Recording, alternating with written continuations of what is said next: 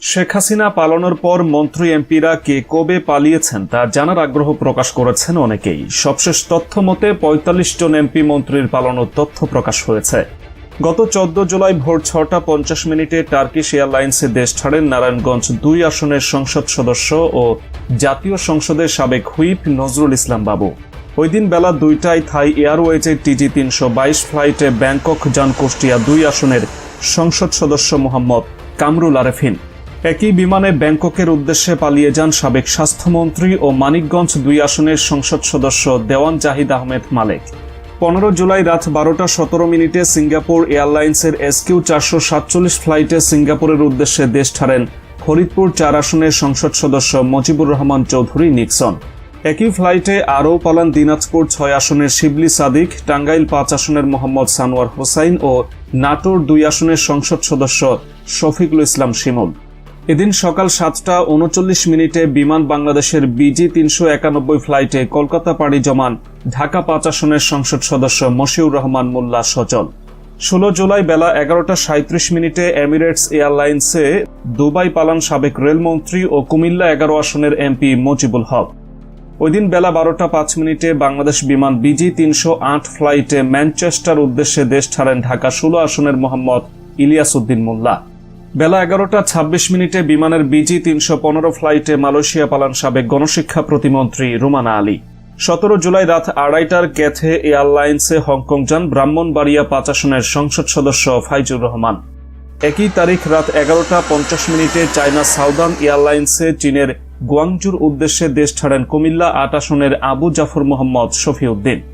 রাত ১১টা ৫৫ Singapore এয়ারলাইন্সে Singapore পালান ময়মনসিংহ ৮ আসনের মাহমুদুল হাসান সুমন।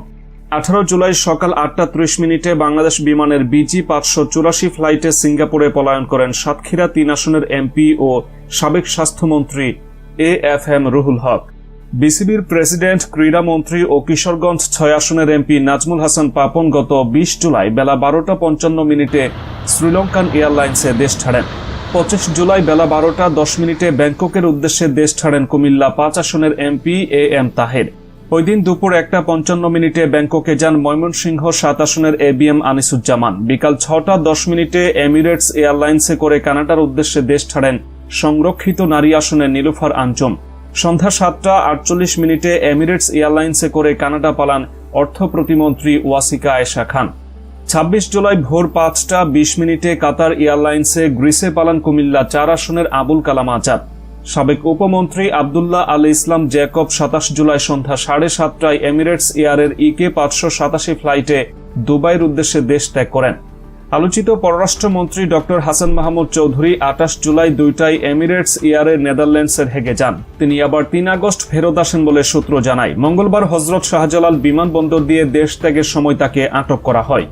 ওই দিন রাত ১০:৩০টায় US বাংলার BS-৩০৭ ফ্লাইটে সিঙ্গাপুর যান কুমিল্লা ৩ আসনের সংসদ সদস্য জাহাঙ্গীর আলম।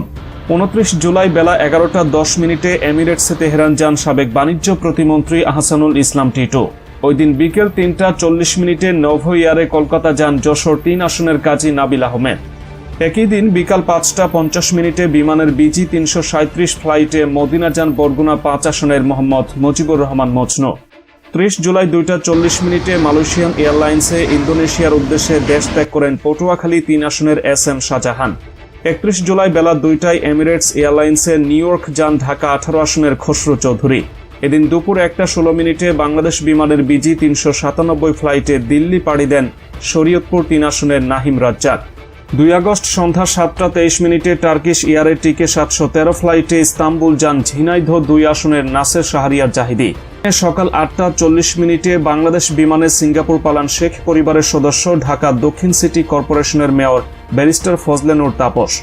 এদিন সকাল ১০টা ১৬ ভিস্টারা এয়ারে দেশ ছাড়েন জাতীয় পার্টির নেতা ঢাকা ৪ আসনের সাবেক এমপি সৈয়দ আবু হোসেন বাবলা। একই দিন সকাল ৮টা ৩০ বাংলাদেশ বিমানের BG-৫৮৪ ফ্লাইটে সিঙ্গাপুরের উদ্দেশ্যে দেশ ছাড়েন সাবেক অর্থমন্ত্রী আবুল হাসান মাহমুদ আলী।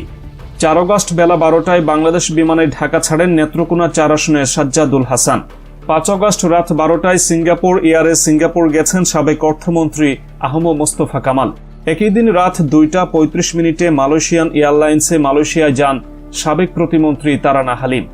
আওয়ামী লীগের সাধারণ সম্পাদক ও সেতুমন্ত্রী ওবায়দুল কাদের সোমবার ভোরে দেশ ছেড়ে পালিয়ে গেছেন। সম্ভবত তিনি সিঙ্গাপুরে গিয়েছেন।